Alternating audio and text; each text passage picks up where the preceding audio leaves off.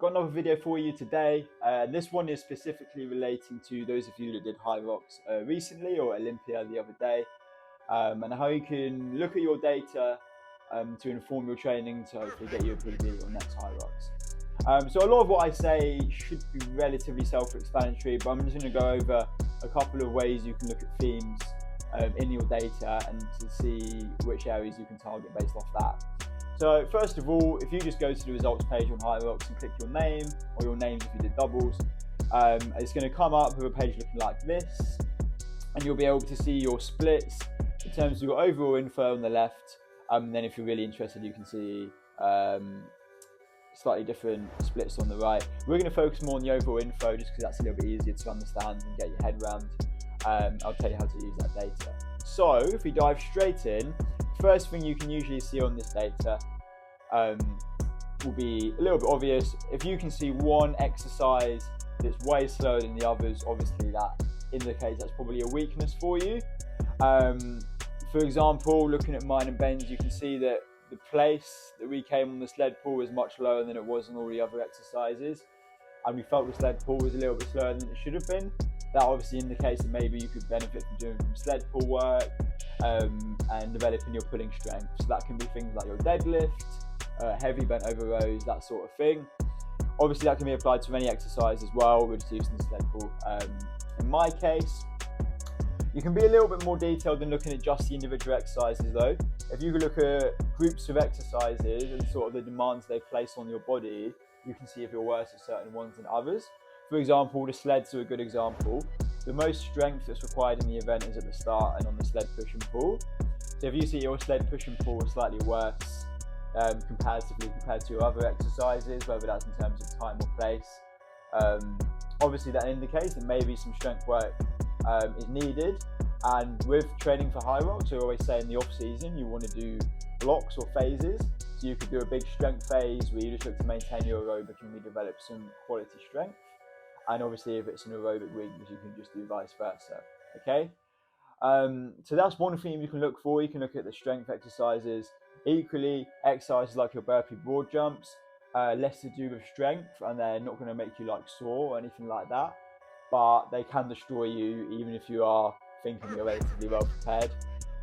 So obviously burpee broad jumps usually just come down to your gas tank and your efficiency.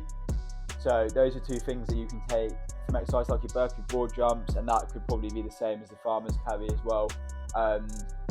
Farmer's carry is a very low demand exercise in terms of skill, but obviously it is going to still jack your heart rate up, and obviously by that point in the event it will have been high for a decent period of time.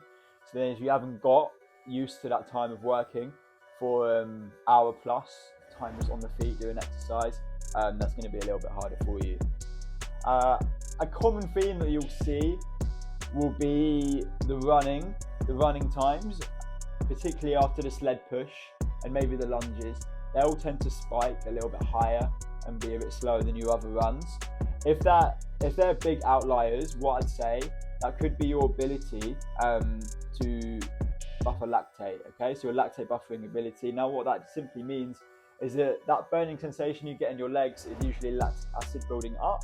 And if you feel like you've done a sled push, for example, and you're going straight into your run and your legs feel like jelly, this is a feeling you tend to get in triathlon as well if you go from biking to running. That then indicates that you want to do some work where you're replicating that feeling just to get your body used to try and remove the lactic acid a little bit quicker, and therefore make you a little bit faster overall, okay? The way you can do this is by doing workouts involving things like an assault bike or an air bike. They're really good because the lactic acid builds up super quick in those, especially if you're working at high intensity.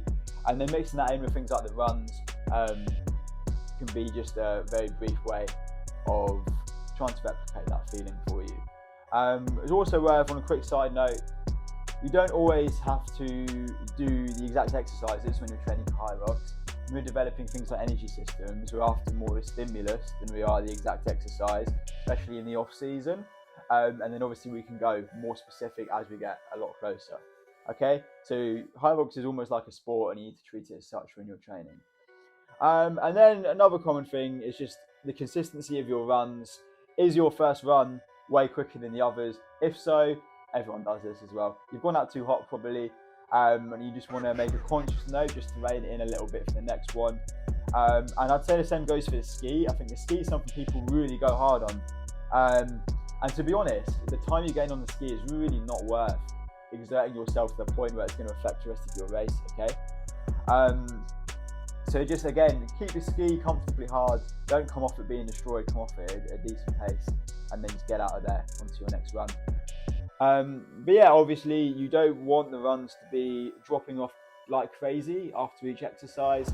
If your runs are way quicker in the first half of the event compared to the second, obviously I'd say some aerobic training, more time on the feet, so that's just longer runs of an hour plus. If you're doing singles, you want to be doing runs of about an hour and a half if you can, because that's probably how long it's going to take on average for you to do it. So that sort of thing.